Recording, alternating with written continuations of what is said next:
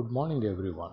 Today's topic for presentation is clinical features of gingivitis. In continuation with the previous lecture, let us start with a quick recap of salient features of the previous lectures. So what is gingivitis? Gingivitis is nothing but the inflammation of gingiva. So gingivitis is generally associated with presence of dental plaque, and signs and symptoms of gingivitis are confined only to the parts of gingiva, that is either interdental gingiva, marginal gingiva, or attached gingiva, and it has got the presence of inflammatory signs, and no loss of attachment is seen in gingivitis, and the lesion is 100% reversible.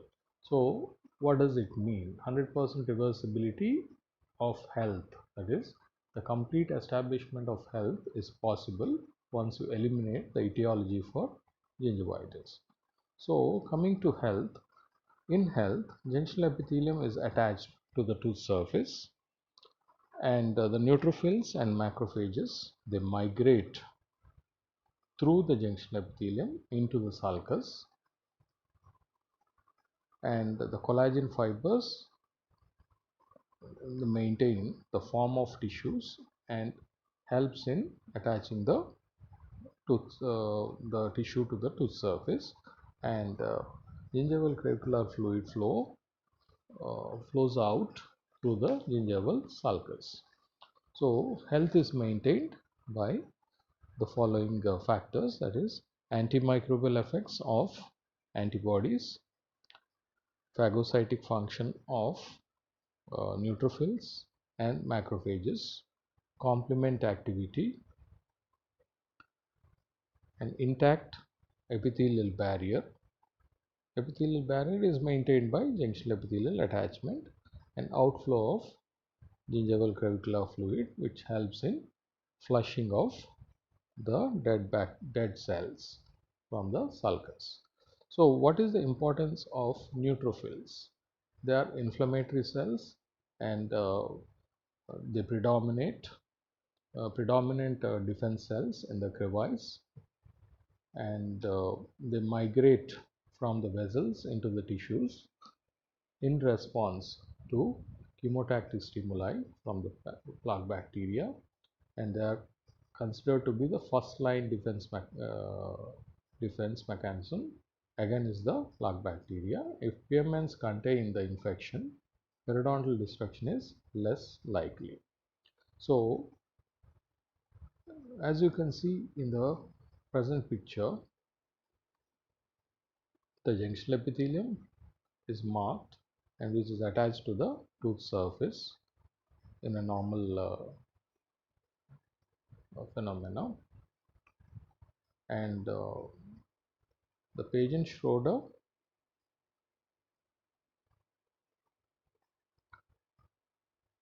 has described the histopathology of gingivitis is divided histopathology into 4 stages. That is, the first 3 stages are concerned with gingivitis, and the last stage is concerned with periodontitis. So first is initial stage, and the second is early stage, established stage, and advanced stage. So the initial lesion is also considered as subclinical lesion. So what do you mean by subclinical lesion? Subclinical lesion does not show any clinical findings, and it is considered to be confined only to the sulcus, and only a portion of junctional epithelium is affected during the initial lesion, so and it is localized. So early lesion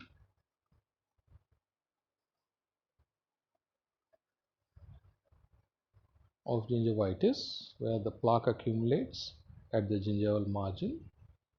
It leads to vasodilation and increased capillary permeability, and the gingiva looks red and swollen. Clinically identifiable gingivitis. and the gingiva looks red and swollen. Gingiva increase in flow of gingival clavicular fluid. Up to 70% increase of fluid flow is seen, and infiltration of inflammatory cells into the gingival tissues take place, and then breakdown of collagen fibers in gingival tissues is noticed during this phase. So majority of the tissue destruction is caused by the inflammatory host response mechanism or response mechanism to the plaque bacteria. And the next stage is established lesion.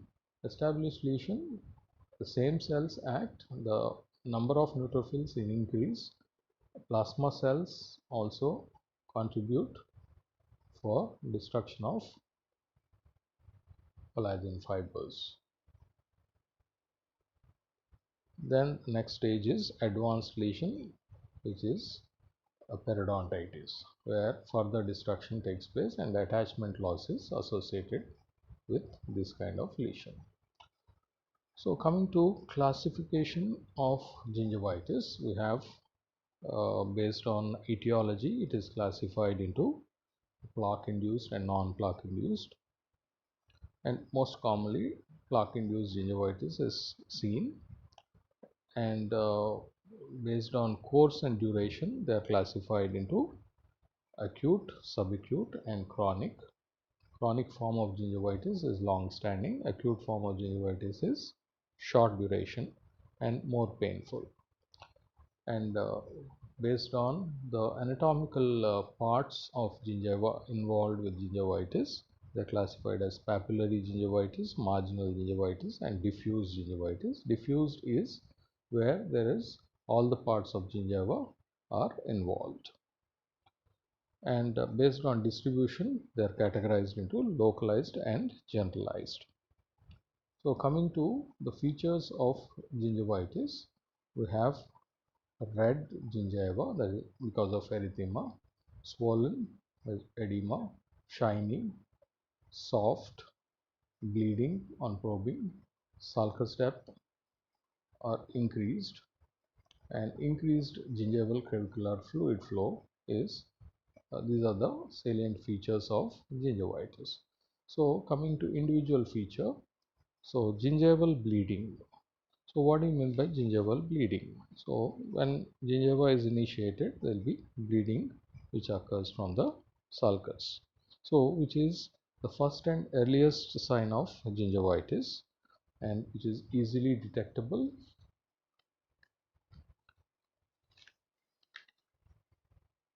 and it signifies the disease is active.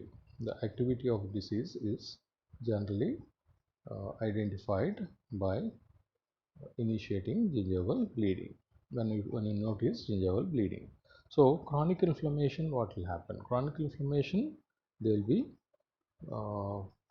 dilation of blood vessels and thinning of sulcular epithelium, whereas acute inflammation, the cause for gingival bleeding can be due to trauma or due to acute necrotizing ulcerative gingivitis, and the other causes for gingival bleeding can be hemorrhagic disorders like lack of platelets or platelet count is reduced, that is thrombocytopenia, and nutritional deficiencies and prolonged use of anticoagulants, hemophilia, leukemia, Christmas disease are some of them.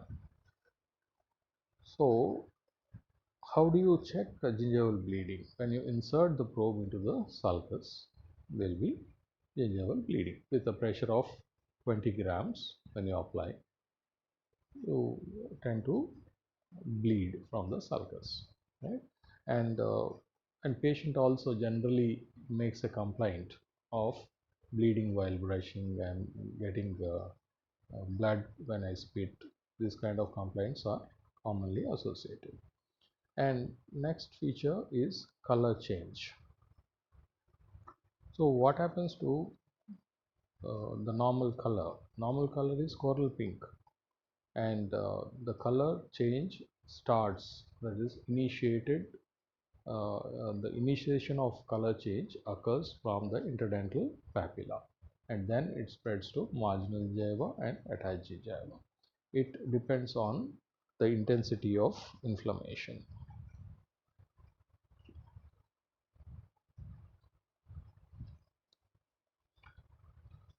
So in the color, when you talk about acute gingivitis, how do you identify the acute gingivitis? By looking at the color. So acute gingivitis initially shows a bright red erythema. As the severity increases, it becomes more shiny slate gray and later dull whitish gray as a result of necrosis, and may be surrounded by erythematous zones in some areas. And chronic gingivitis is generally reddish or bluish red because of vascular proliferation, reduced keratization. And venous stasis makes the color bluish red, and the presence of melanin pigmentation based on the skin color and is associated, one of the associated features of various other diseases like Addison's disease and associated with certain syndromes. So when it comes to pigmentations of gingiva, so metallic pigmentations can also be there, so which can be explored by asking the patient to give more and more history. So how does these metallic pigmentations occur on gingiva? It happens due to the absorption of heavy metals either by systemic route in the form of, when it is consumed in the form of therapeutic medication. And the second reason for a cause for metallic pigmentation is occupational, environmental, and the bismuth and arsenic and mercury, when they are produced in the air through the industries, they produce black line in the gingiva. So by identifying a black line, you can suspect a bismuth, arsenic, or mercury uh, intoxication. And lead generally results in bluish red color or deep blue color linear pigmentation of gingival margin, which is also termed as Burtonian line. And silver gives a violet marginal line, and the color changes are also associated with some systemic factors like systemic diseases like Addison's disease, and they are generally categorized under endogenous and exogenous pigmentations. Endogenous pigmentations generally are melanin. Commonest thing is melanin, which is a physiologic uh, pigmentation, which is generally based on the the color of the race. The blackish skin people might have more amount of blackish gingiva, or melanin reflects on the gingival color. And certain diseases and B complex deficiency also can cause endogenous alterations, which results in fiery red discoloration. And the second thing is exogenous causes. Exogenous causes are the factors capable of producing atmospheric irritants like coal dust, metal dust, tobacco, etc. And they also can discolor the gingival surface. The next feature is consistency, the changes in the consistency. What is the normal consistency of gingiva? Normal consistency of gingiva is firm and resilient. So when the chronic gingivitis occurs, which can result in both destructive as well as reparative changes, and the destructive change, when the destructive changes predominate, it is more of edematous in nature. When reparative changes are more predominant, then it becomes more fibrous. So acute gingivitis is generally edematous and chronic gingivitis is slightly fibrous compared to acute.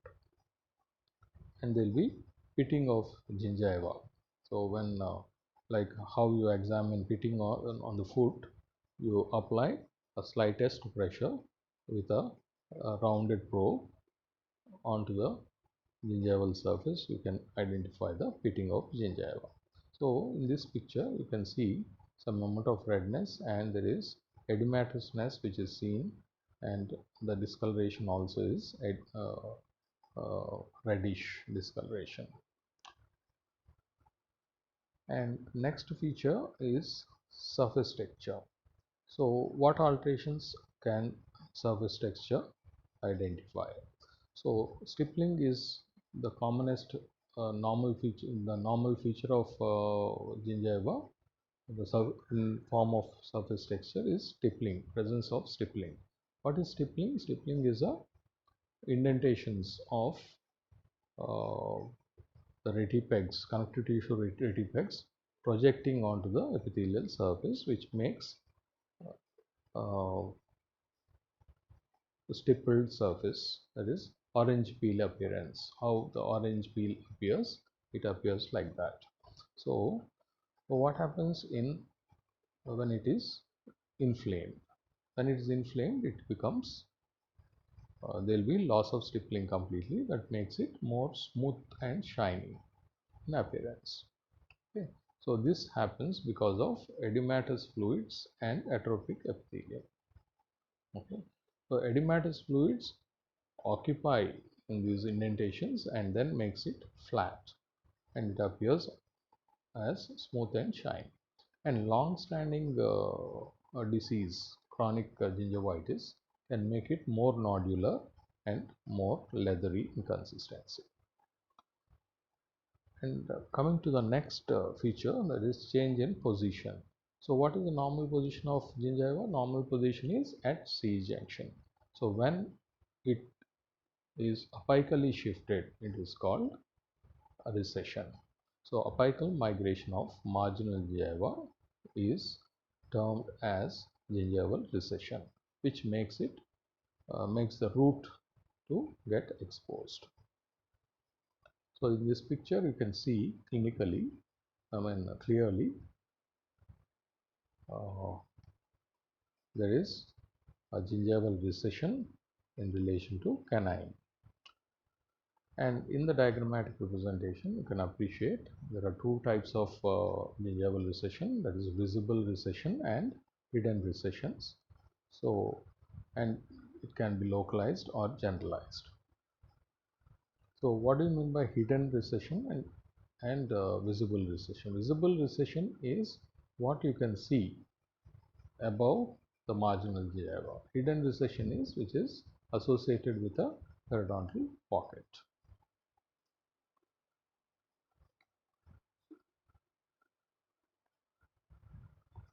So, coming to the etiology for this alterations in position can be associated with tooth position. The tooth position is tooth is labially positioned, that can go for a recession, or more crowding is present, it can go for a recession. And orthodontic tooth movements also can produce some amount of recessions.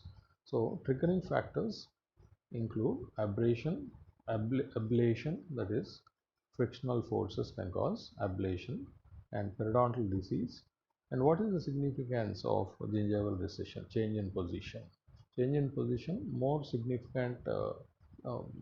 clinical significance is uh, sensitivity of a tooth and root caries. It's more prone for root caries and anesthetic in appearance.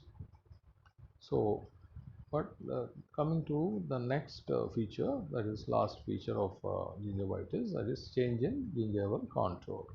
Gingival contour is generally scalloped. So when there is alteration in scalloping, it is termed as irregular. And there are forms of irregularities, isolated clefts which can be seen on the gingival surface, which alters the scalloped nature of gingiva. They are termed as Tillman's clefts, which is an apostrophe shaped indentations extending from gingival margin apically and commonly seen on the labial aspects of the tooth, and it can be single or it can be compound. So you can see one of the premolars have got apostrophe shaped indentation, which is termed as Stillman's clefts. And the second thing what you can notice is Meckel's festoons, which are nothing but lifesaver like bulges around the margin neck of the tooth, where you can appreciate in the canine area there is the around the canine, the cervical aspect, you can see uh, the amount of lifesaver like bulges, which are termed as Meckel's festoons, and they are commonly seen in either canines or premolars. So what have you learned in this particular lecture? In this particular lecture, we should be able to identify uh, clinical features of gingiva and gingivitis. We should be able to differentiate these two to identify or diagnose gingivitis clinically. So when bleeding is present, it is gingivitis. Color changes are present, it is gingivitis. And consistency is soft and edematous, it is gingivitis. Surface texture, the smooth and shiny surface of the gingiva can be gingivitis. And change in the position of gingiva and contour of gingiva can contribute for as a diagnostic feature of gingivitis. Thank you.